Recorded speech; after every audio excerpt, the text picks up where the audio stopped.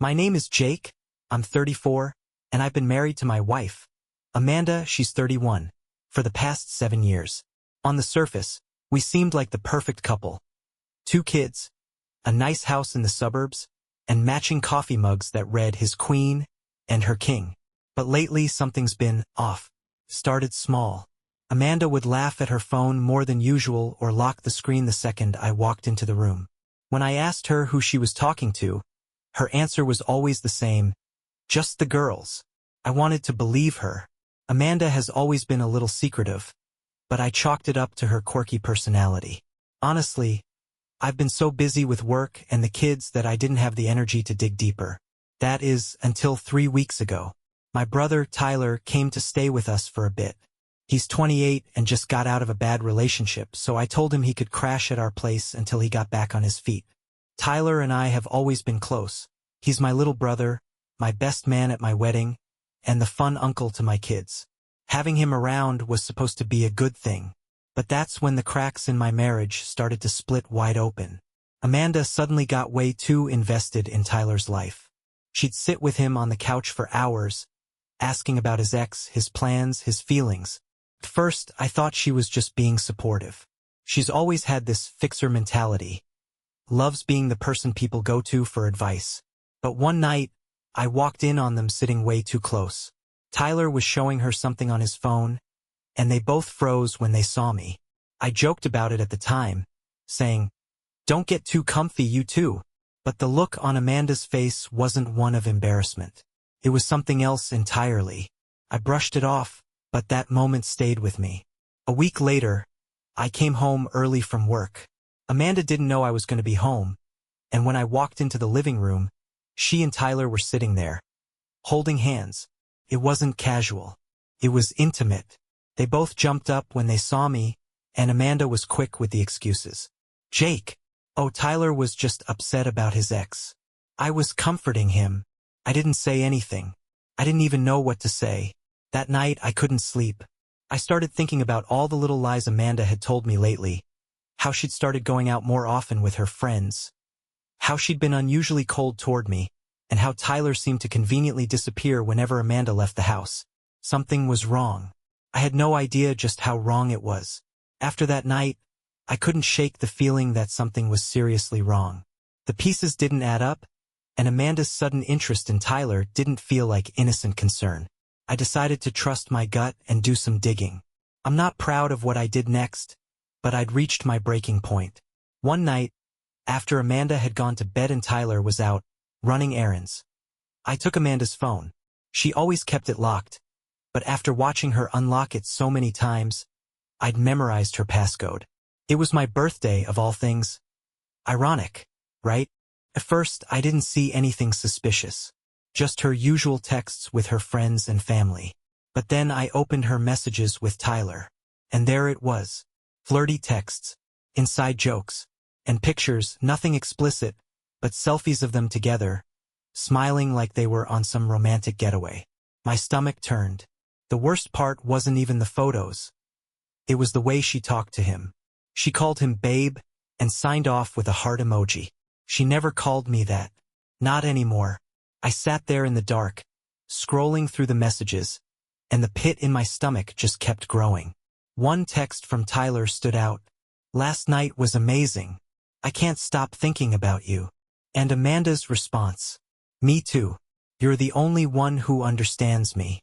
Jake doesn't have to know." I felt like I'd been punched in the chest. Couldn't believe it. My wife was having an affair. And with my own brother. The rage hit me like a freight train. I wanted to wake her up right then and there, scream at her, demand answers. But I didn't. Something in me told me to play it smart. I needed more proof. The next day, I installed a tracking app on her phone. Again, I know this wasn't the most ethical move, but I was desperate for answers. Over the next week, I watched her movements like a hawk. And sure enough, her little girls' nights weren't with her friends at all. She was meeting Tyler. One evening, when she claimed she was going to the gym, I followed her. She parked in a secluded spot by the park, and not even 5 minutes later, Tyler pulled up in his truck. They got out, glanced around to make sure no one was watching, and then got into Tyler's truck together. I don't need to spell out what happened next. I sat there in my car, watching from a distance, my hands gripping the steering wheel so hard my knuckles turned white. My heart was pounding, my mind racing. 1,000 emotions hit me all at once. Anger, betrayal, humiliation. I wanted to confront them right then and there, but I couldn't move. I just sat there, frozen in disbelief. Eventually, they both got out of the truck, kissed, right there in the open, and drove off separately. I drove home in a daze, my mind replaying the scene over and over. By the time Amanda came home, I was sitting on the couch, waiting for her. That's when the confrontation happened. When Amanda walked through the door, she was all smiles, holding her gym bag like she'd just come from an intense workout. I watched her as she kicked off her shoes and casually asked, "How was your evening?" I don't know what came over me, but I felt calm. Too calm. I looked her dead in the eye and said, "Do you want to tell me where you really were tonight?" Her smile faltered for a split second, but she recovered quickly. "What do you mean?" "I was at the gym," she said, her voice laced with fake innocence. I stood up and walked closer to her, my heart pounding in my chest. "Amanda," I said, my voice steady but sharp, "I followed you. I saw you at the park. With Tyler." Her face went pale. For a moment, she didn't say anything, just stared at me like a deer caught in headlights. Then she stammered, "You're spying on me now? Are you serious, Jake? That's such an invasion of privacy." I couldn't believe her nerve. "Privacy?" I snapped. "You're cheating on me with my brother, and you're worried about privacy?" She crossed her arms defensively, her face hardening. "You don't know what you're talking about," she spat. "You're paranoid. Tyler and I were just talking. He's been going through a rough time, and I was comforting him. That's all." I laughed bitterly. "Talking? In the back of his truck? Do you really think I'm that stupid?" That's when she flipped the script. "You know what, Jake? Maybe if you paid more attention to me, I wouldn't have to go to someone else for comfort." I was stunned. She was actually trying to make this my fault. "So, it's my fault that you're sleeping with my brother?" I asked, my voice shaking with rage. She rolled her eyes. "I didn't say that, but maybe if you weren't so distant all the time, I wouldn't feel so neglected." Neglected. That word hit me like a slap in the face. I'd been working long hours to provide for our family, taking care of the kids, and trying to keep everything running smoothly while she, "What? Played house with my brother? You're unbelievable," I said, shaking my head. "Do you even care about what this is doing to me? To us?" She didn't answer. Instead, she brushed past me and said, "I'm not doing this right now." She walked into the bedroom and slammed the door, leaving me standing there in the living room, seething. That night I didn't sleep. Couldn't. I stayed on the couch, staring at the ceiling and replaying our conversation over and over in my head. Her lack of remorse, the way she twisted everything to make herself the victim. It was like I didn't even know who she was anymore. I felt humiliated, betrayed, and utterly alone. But beneath all the pain, a new feeling began to emerge. Revenge. That sleepless night on the couch, something snapped inside me. The rage and betrayal had consumed me, but now I felt something else entirely. The desire to hurt Amanda the way she had hurt me. I started thinking about all the lies, the gaslighting, and the smug way she had walked off to bed after turning her betrayal back on me. She didn't feel guilty. She didn't care about what she'd done. She needed to know what it felt like to be blindsided, humiliated, and gutted from the inside out. And then, an idea hit me. Amanda has always had a complicated relationship with her dad, Richard. He's 56, but you'd never guess it. He's one of those silver fox types who still works out every morning and looks like he just stepped out of a cologne ad. Amanda always said he was too charming for his own good, and I'd always noticed how much he flirted with women, even casually with Amanda's friends. In the past, I'd laughed it off as harmless. But now I saw an opportunity. The next day, I made a plan. Amanda was at work, so I called Richard. I told him I needed advice about something personal and asked if he'd meet me for drinks. He agreed without hesitation. He's the kind of guy who loves being needed, especially by his son-in-law. When we met at the bar, I acted like I was falling apart. I told him Amanda and I were having problems but left out the details. I played up the wounded husband angle, making myself look vulnerable.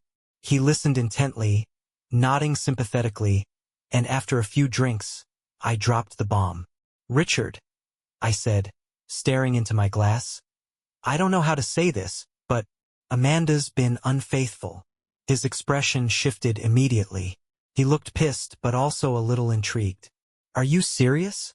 Who's the bastard?" he asked, leaning closer. I hesitated, pretending to be embarrassed. "You can't tell anyone I told you this," I said. "But it's Tyler." Richard's face darkened. He slammed his drink down on the table. "That little punk?" he muttered, shaking his head. I always knew he was no good. I could see the wheels turning in his head. The realization that his daughter was not the perfect wife or mother she always pretended to be. And that's when I struck. "You know," I said slowly, "I've always admired how you handle things. You're direct, honest. I wish Amanda had inherited more of that from you." He smirked, his ego swelling right on cue. "Well, Jake, if she doesn't appreciate what she has, that's her loss. You're a good man." I leaned in, dropping my voice. I don't know how to deal with this, Richard. I feel so alone." It was subtle, but I saw it. The way his demeanor shifted, his gaze lingering on me a little too long. He put a hand on my shoulder and said, "You're not alone, son. I've got your back." We both knew what was happening. By the end of the night, I'd planted the seeds. I wasn't even sure if I'd go through with it, but the idea of turning Amanda's father against her, and possibly into something more, felt like justice in the making. That night, when Amanda came home, she didn't even ask where I'd been. She just climbed into bed like nothing had happened, oblivious to the storm brewing. But this wasn't over. Not by a long shot. I didn't think Richard would actually follow through so quickly, but 2 days later he called me. His tone was casual, but there was a flirtatious undertone that hadn't been there before. "Hey Jake, I've been thinking about what you said the other night. Why don't you come by my place for a drink? Just us guys," he said. I hesitated for a second, not because I wasn't sure about going, but because I couldn't believe how easy this was. "Yeah, sure," I replied, trying to sound nonchalant. That evening I drove to his place. Amanda was out, another gym session, and the kids were staying with a friend for the night. I walked into Richard's house feeling a mix of nerves and adrenaline. He greeted me with a warm smile and a firm pat on the back, but there was something else in his eyes, something I couldn't quite put my finger on. We sat in his living room, drinking whiskey and talking about life, about betrayal, about everything except Amanda. But there was an unspoken tension between us. I could feel it in the way he looked at me, the way he leaned in just a little too close when he poured me another drink. Finally, he broke the silence. "You deserve better, Jake," he said, his voice low and steady. "Amanda doesn't know how lucky she is, but I do." I don't know what came over me, but I leaned back and said, "And what are you going to do about it?" He stared at me for a moment, then smirked. "Maybe this," he said, and before I knew it he was kissing me. It was surreal, like something out of a movie I'd never imagined myself starring in. Part of me wanted to pull away, to stop whatever was happening before it went too far. But another part of me, the part that was broken and angry and desperate for revenge, leaned into it. One thing led to another, and before the night was over, I had done the unthinkable. I crossed a line I never thought I'd cross, with the one person who could hurt Amanda just as deeply as she had hurt me. When it was over, we sat in silence for a while. Richard lit a cigarette, his hands shaking slightly. "Well," he said with a wry smile, "that's one way to bond." I laughed, actually laughed, because the absurdity of the situation was too much to process. I had just cheated on my wife with her own father. If there was a line between revenge and madness, I had obliterated it. When I left his house that night, I felt strangely satisfied. Not happy exactly, but vindicated. For the first time since I found out about Amanda and Tyler, I felt like I had some kind of power again. But the question now was, what next? The next morning, I woke up feeling like I was in a different universe. I couldn't believe what I'd done.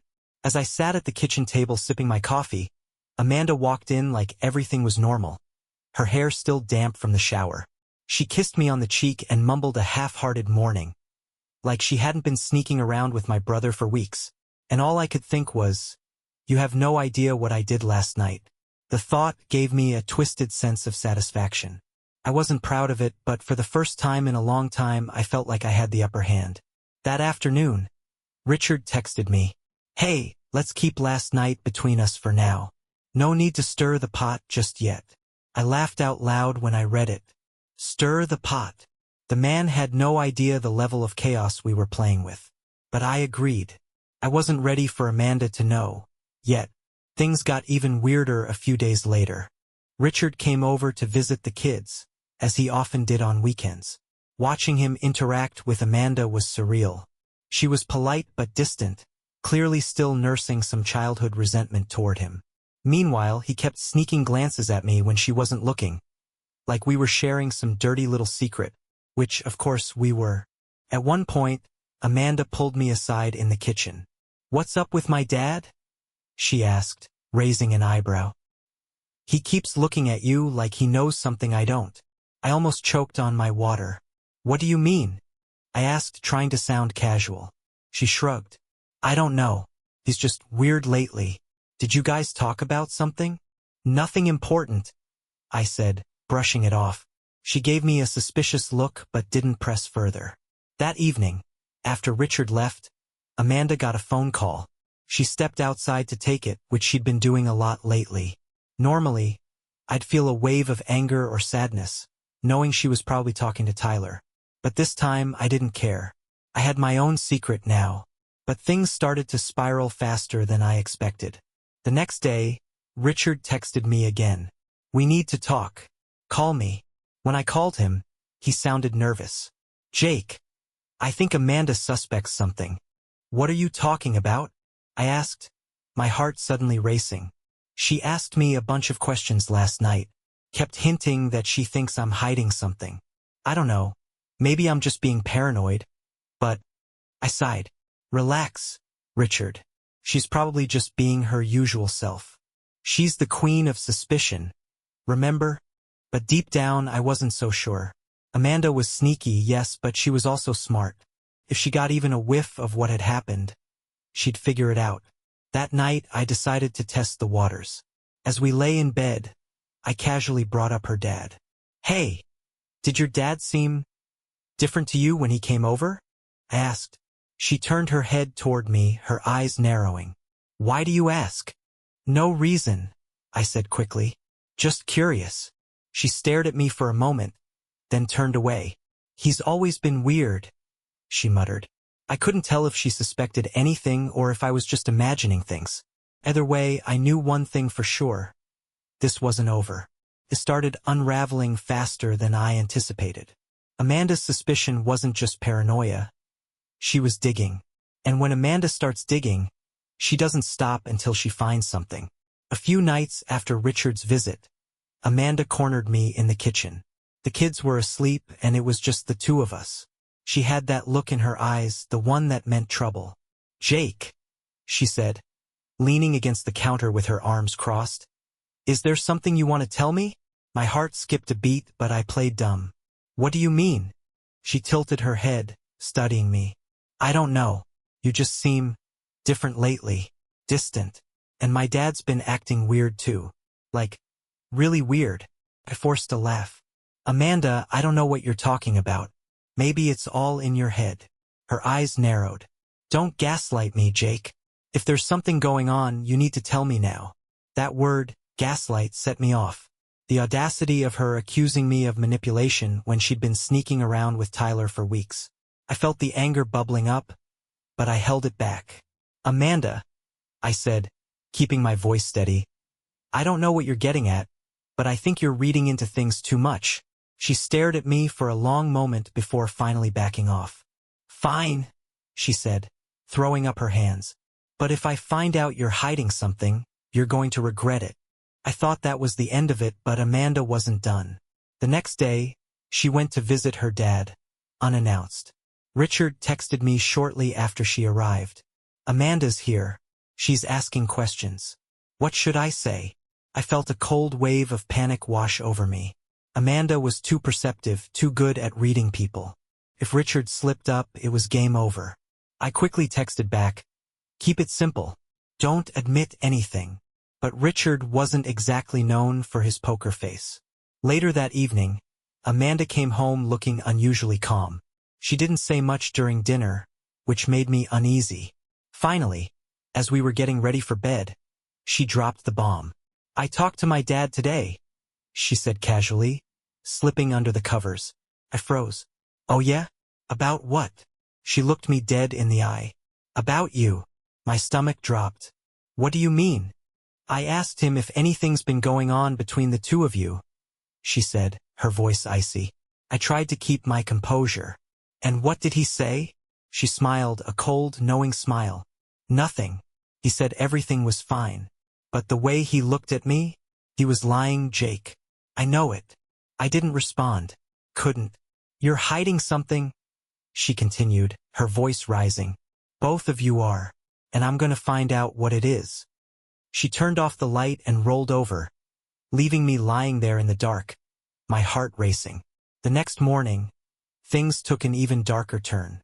Amanda was unusually cheerful, which immediately put me on edge. Then, just as I was heading out the door for work, she stopped me. "Oh, by the way," she said with a sweet smile, "Tyler's coming over later. He needs to talk to me about something." My jaw clenched. She was baiting me. I forced a smile and said, "Have fun." But in my head, I was already planning my next move. That day at work, I couldn't focus. Amanda had me rattled with her sudden calmness and her cryptic mention of Tyler.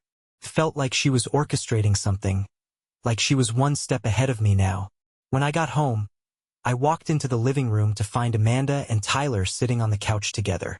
They both turned to look at me as I walked in, but their expressions were unreadable. "Hey," Amanda said with a casual wave. "Tyler and I were just talking." I stared at them, my heart pounding. "Talking about what?" I asked, keeping my voice steady. Amanda leaned back against the couch, her eyes glinting with something that looked suspiciously like triumph. "Oh, just family stuff. Catching up." Tyler, for his part, looked uncomfortable. He wouldn't meet my eyes. "Right?" I said, glaring at him. "Catching up." Amanda smirked. "You don't have to be so suspicious, Jake. We're all family, remember?" That was it. I couldn't take it anymore. The tension, the lies, the smugness in her voice. It all boiled over. "You want to talk about family?" I snapped. "Fine. Let's talk about how you've been screwing mine behind my back." The room went dead silent. Tyler looked like he wanted to crawl into a hole, but Amanda just crossed her arms and raised an eyebrow. "Oh, please," she said, rolling her eyes. "Don't act like a victim, Jake. You're not exactly innocent either." That stopped me cold. "What the hell are you talking about?" I demanded. She stood up, a smug smile spreading across her face. "I know about you and my dad." My stomach dropped. "What?" I stammered, trying to play dumb. She laughed. A harsh, bitter sound. "Don't even try to deny it. I'm not stupid, Jake. Do you really think I wouldn't notice how weird he's been acting? Or how you've been sneaking around?" Tyler's eyes widened as he looked between us, clearly shocked. "Wait, what? Jake and Dad?" "Yep," Amanda said, turning to him with a smirk. "Looks like Jake here has been keeping some secrets of his own." I opened my mouth to respond, but nothing came out. I was caught, completely blindsided. Amanda took a step closer to me, her voice low and venomous. "You thought you could humiliate me, didn't you? You thought you could get back at me for Tyler. But guess what, Jake? You're just as disgusting as I am." The words hit me like a slap. Tyler stood up abruptly, looking horrified. "I need to go," he mumbled, heading for the door. Amanda didn't stop him. She just stood there, staring at me with this look of satisfaction, like she'd won. As soon as the door closed behind Tyler, I turned to her. "How long have you known?" I asked, My voice barely above a whisper. She shrugged. Long enough. I wasn't sure at first, but my dad's not exactly subtle. Once I started putting the pieces together, it wasn't hard to figure out. I felt like the floor had been ripped out from under me. This whole time I thought I was playing her, but she'd been playing me too. What now? I asked, my voice hollow. Amanda just smiled. A cold, cruel smile. Now we're even. She turned and walked upstairs, leaving me standing there alone, surrounded by the wreckage of everything we'd both destroyed. The silence in the house after Amanda stormed upstairs was suffocating. I stood there in the living room, trying to process what had just happened. I thought I was in control, that I was the one pulling the strings, but Amanda had flipped everything on its head. She knew. She had known for weeks, maybe even longer, and she'd let me dig my own grave. That night, I stayed downstairs. I couldn't face her, and honestly, I didn't want to. Every time I thought about her smug smile, I felt a wave of anger and shame crash over me. But the next morning, she acted like nothing had happened. She made breakfast for the kids, kissed them goodbye as she sent them off to school, and then sat across from me at the kitchen table like we were just another married couple going about our day. What are we doing, Amanda? I finally asked, breaking the silence. She took a sip of her coffee and looked at me, her expression unreadable. What do you mean? You know what I mean, I said, my voice tight. You know about me and Richard. I know about you and Tyler. So what now? Are we just pretending none of this ever happened? She shrugged. Why not? It's not like either of us has the moral high ground here. Her nonchalance infuriated me. Amanda, this isn't normal. We can't just sweep this under the rug and go back to playing house. She leaned back in her chair, crossing her arms. Oh, so now you want to be the responsible one? Spare me, Jake. You've been just as petty and vindictive as I have, so don't act like you're suddenly above all this. I didn't respond. What could I say? She was right. I had been petty. I had stooped to her level and maybe even lower. The days that followed were a blur of tension and avoidance. Amanda and I barely spoke, and when we did, it was only about the kids or household stuff. She stayed out late more often, and I stopped asking where she was going. Honestly, I didn't want to know. Richard, on the other hand, wouldn't leave me alone. He kept texting me, asking to talk things through, or make sense of everything. I ignored him at first, but eventually I caved. We met at a coffee shop, and as soon as I sat down, he launched into an apology. Jake, I never meant for things to get so complicated, he said, looking genuinely upset. I don't know what came over me. I should have been better. I should have stopped it before it went too far. I stared at him, not sure whether to laugh or scream. It's a little late for that, don't you think? He nodded, sighing heavily. I know, but for what it's worth, I really do regret it. Amanda's my daughter, and don't, I interrupted, holding up a hand. Don't try to justify it. We both know what we did was messed up. Let's not pretend otherwise. He fell silent, and for a moment we just sat there, two grown men who had completely ruined their lives in the name of revenge and bad decisions. Meanwhile, Tyler had gone radio silent. He stopped coming around, stopped texting me, and as far as I could tell, he wasn't even answering Amanda's calls anymore. I didn't know if he was ashamed, scared, or both, but his disappearance only made the whole situation feel even more surreal. As for Amanda, she continued her charade of normalcy, but I could see cracks forming. There were moments when she looked at me and her mask slipped, just for a second. I saw the anger, the resentment, and maybe even a little regret. But neither of us said anything. We were two people living in the same house, sharing the same space, but we were strangers now. Strangers bound together by betrayal and secrets too twisted to ever fully untangle. It all came to a head one evening, about a month after the confrontation. Amanda and I were sitting in the living room, the silence between us so thick it was choking. The kids were upstairs asleep, blissfully unaware of the war zone their parents were trapped in. I finally broke the silence. Amanda, we can't keep doing this. She didn't look at me, just kept scrolling on her phone. Doing what? Pretending, I said, my voice firmer this time. This isn't a marriage anymore. Hell, it's not even a partnership.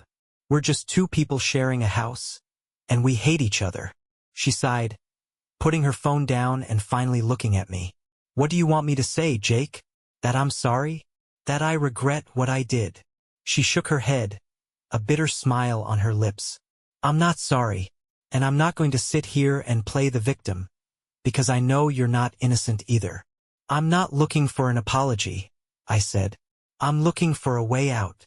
Her expression changed then, softened, just for a moment.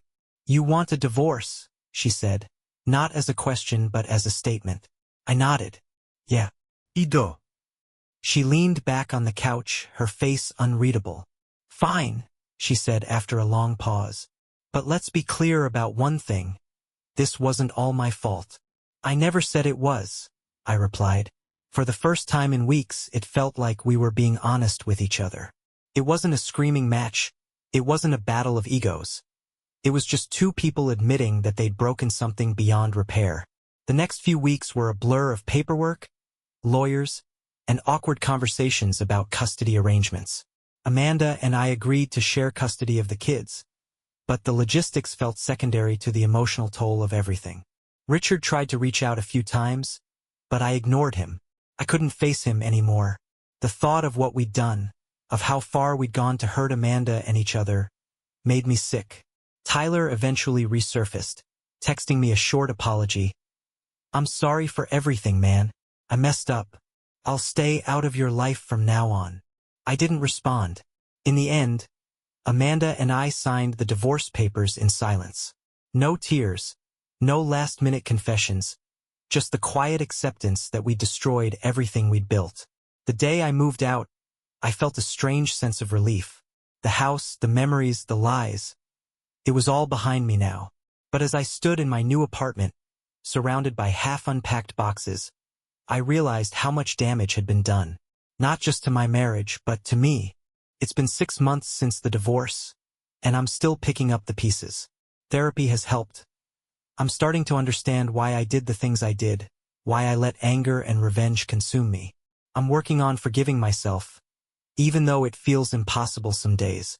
As for Amanda, I hear through mutual friends that she's doing okay.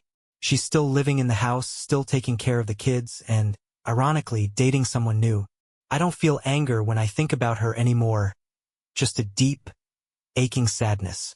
If there's one thing I've learned through all of this, it's that betrayal doesn't just hurt the people involved, it changes them. I'm not the man I was before all of this happened, and I don't think I ever will be. So, to anyone reading this, if you're tempted to take revenge, don't. It's not worth it. The satisfaction you think you'll feel is fleeting, and the damage you'll do to yourself will last far longer.